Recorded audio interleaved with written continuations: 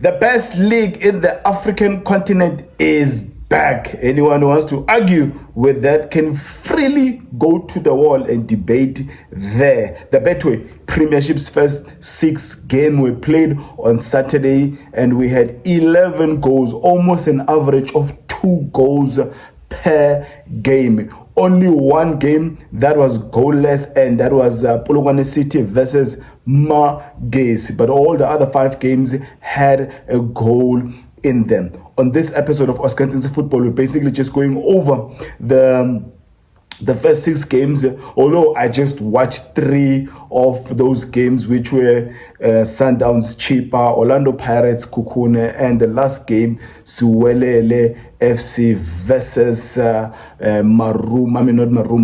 Golden Arrows. Yes, I do go by the name of Oscar. Since football, where I engage and discuss on anything to do with football, from Africa to the world, and from the world to Africa. Amazulu, 3 points, defeating the new boys of Orbit College. Polokwane City Magesi, the Polokwane derby ending in a goalless draw. And then we had a Richards Bay being defeated by a Marumo Gallants that had a red card. New coach, I think could be possibly one of the youngest coaches, 35 or 36, him and Badela, winning his first game in the Betway Premiership for Marumo Gallants. Marumo winning that one 2-1. And Kabeja, we had a Mamelodi Sundowns struggling, to overcome a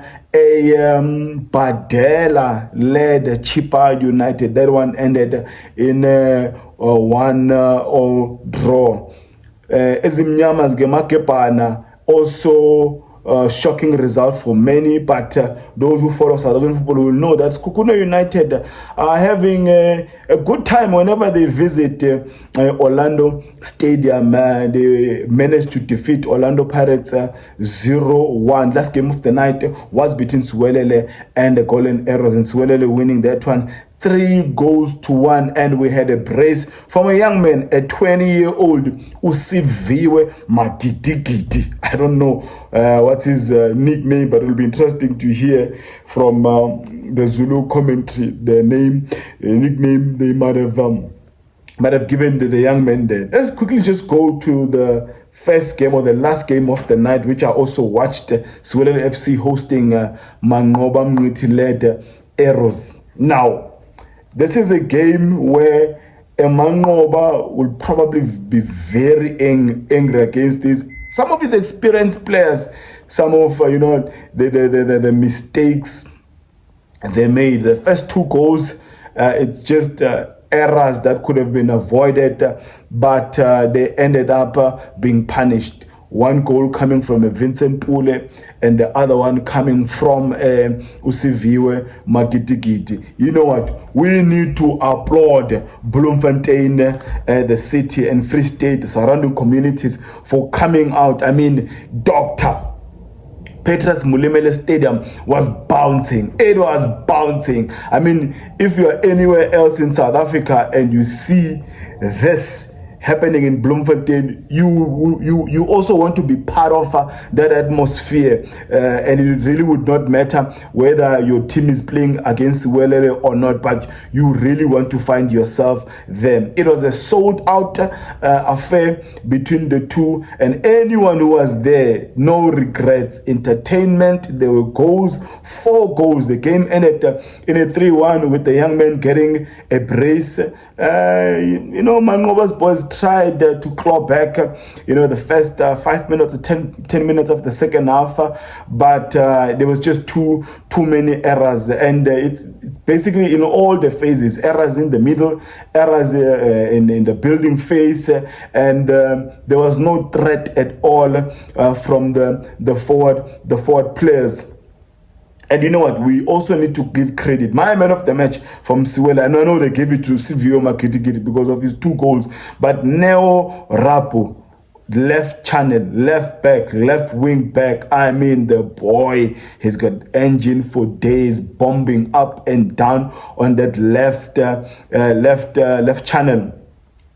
A 35-year-old Buhle Mkhwanazi back in the Premiership football. I mean, he had a decent shift there, captaining the Siwelele side, playing 90 minutes. Well, Buhle Mkhwanazi, I applaud you, brother. I know your troubles during COVID and your beliefs, you really stood because you were rejecting, the vaccine. That's why somehow you were relegated to the dark side of football, not getting a club because of your beliefs. But anyway, welcome to Premiership football. And I know last season you were playing in the first division, but come back, 35-year-old, discipline, it just shows that you are committed to this profession. But overall, Lihlono Siema should be very happy with the Siwelele FC. The fans should be happy. I'm sure they can't wait for the second game. Now, let's go to the second game that I also watched, and which is Mamelodi Sundowns versus Chippa United. The young Badela led Chippa United brought up a resistance and an opposition that was much needed, necessary for a Mamelodi Sundowns, especially Mamelodi Sundowns going to that two-legged affair semi-final against the much-feared Orlando Pirates. Yes, they'll be playing Amazulu on Tuesday, but what Badela did actually posed a lot of question marks for Miguel Cardoso. Now, on the side of Mamelodi Sundowns, the uncertainties were on a lot of players. Before last week's games, it was Shadulile not around, having flown to Tunisia. Before this game, just the night before, Lorenzo Itiskitan Jono posted and flighted that Litlago's agent said that Litlago has handed in a request to be transferred because their interest in Portugal. So Mamelodi Sundowns, they haven't really flexed their muscles during this transfer window. The only transfer we've gotten is that of a Basadine, but we are not sure. Even seeing Shalile on the bench was a bit of a surprise because he was almost away for like 5 days or so, maybe being only available 2 days before this match. So one wonders really, is a Miguel Cardoso to blame, or is a Flemingberg another one that must be confronted? Because there seems to be a lot of uncertainties here. It's clear that Ribeiro won't be part of the team, but then are we still going to sign more players? It seems like there's problem with contracts. Some players want to be sold.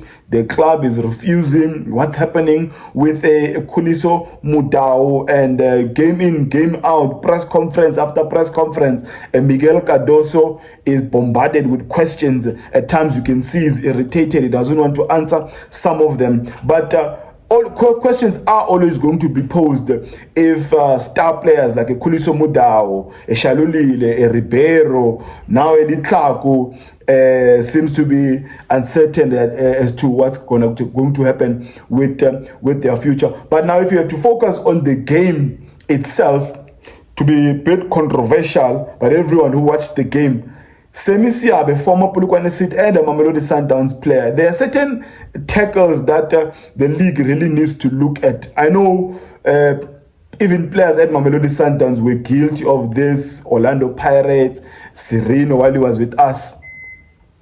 The tackle on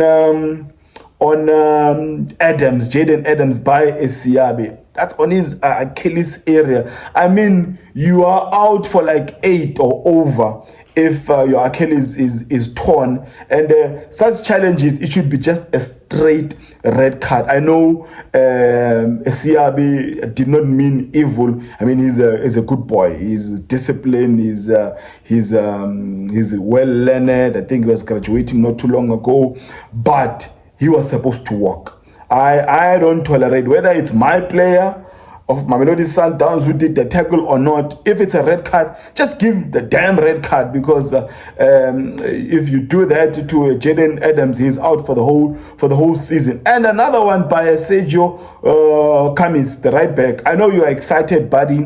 Your team is about to pull a shocker, getting a 1 point against the champions 8 times in a row.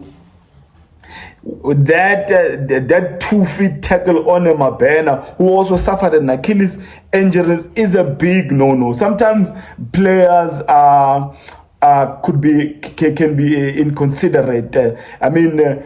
One player is one type of injury can end a player's career. Mabena just came from that bad injury, and now if he does not avoid that 2-footed tackle by a Kamis, Siyama Bena is probably also out for some months. Now, the shocker in all of this is that the referee does not even see it as a dangerous tackle. Now, those are some of the things the PSL really needs to look at.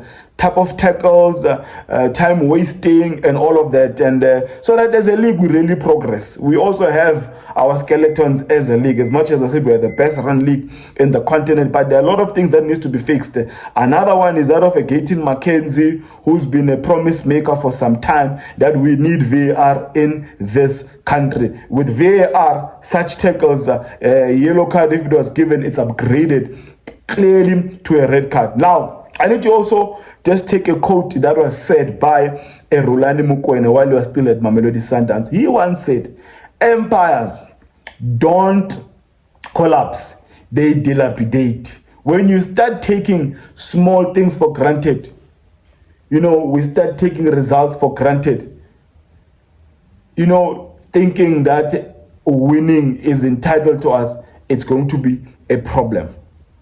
Mamelodi Sundowns, you are not entitled to 3 points. You are not entitled to winning. Do your homework. Support the coach where you can. And Sundowns is going to come under huge attack because all 15 teams, they're just sick and tired of this domination of Mamelodi Sundowns. So it's not going to be easier even going forward. So Mamelodi Sundowns, its players, coaches, technical team, management, they really need to pull their socks up. And this thing of playing a Pasadena on the right side, I am not for it. I'm sorry. Call me a carpenter, call me a plumber, electrician. I don't care. It's my opinion. He was playing left center back or left back or left wing back at Stellies. That's what we bought him for. He can play inverting as a right back, coming into the middle, wonderful, great, showing his versatility, but that's not what he was bought for. He was bought for as a left back, so just leave him there. If there's no room for him in the first 11, fine, let him just start on the bench then. Let him just start on the bench, because one mistake is going to make fans react. The reaction is not going to be nice from fans if a Pasadena playing that role that is unfamiliar with, he starts making mistake there. Now let's go to the last game I watched. It was Orlando Pirates versus Esekhukhune United. Eric Tinkler did his homework, and Eric Tinkler has got a solid team. Eric Tinkler, if he adds 2 or 3 players, one player in the forward line and another creative midfielder, this Kukune team could be a monster of a team, starting with a 3-4-3, a good goalkeeper and Ronaldo, and then you've got the experience of Cardoso, who had a solid game yesterday. Now, boy was playing for Kazarik, Mudiupi, Tokolo, man of the match performance, and then the Klapa as well, young boys. So they are building even with the future. They lost Njabulo Ngobo, but the boys that have come in are solid. You have Udesh Monare, Tabang Monare, partnered with the former Mamelodi Sundowns player Umkhize. These are solid players. The front line of Mahalwa.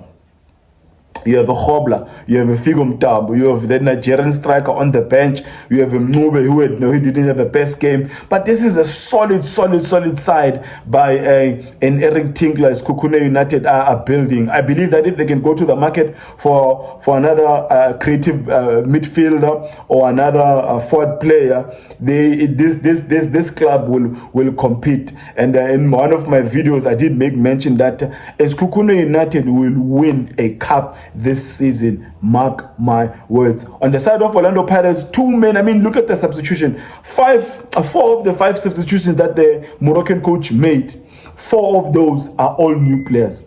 When and how did Evidence Mahopa start being relegated now to the bench? What did he do? Where is Mabasa? Is he injured? The new boy on the right, at the right back, I don't want to be harsh on him because he's a young player and he's new. Shandu was criticized last week. He's bad. He was not even on the squad.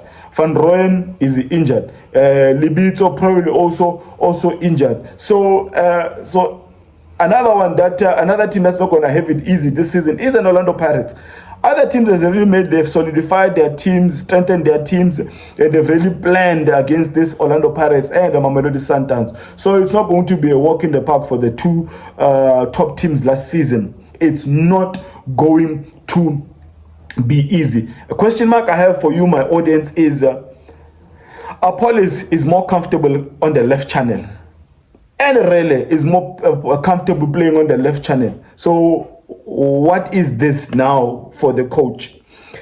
It's almost like he is forced to play them both in the starting 11, and they are compromising Apollos, who's more productive and fruitful on the left side. Now he has to play on the right channel. But they have a Tepiso on the bench for Mamazulu, who's comfortable on the right. They have a Sibelebe who can play on both flanks. But Mufukeng and Apollos, they are best on the left, unless maybe Mufukeng is about to leave an Orlando Pirates. Another one that is a question for you guys: Mbule and Tito. Are these 2 guys supposed to play together? Because if you have a Nduli, Mbule, and a Tito, Mbule is not the best in marking, but when you are defending, keeping the ball, he is your best player.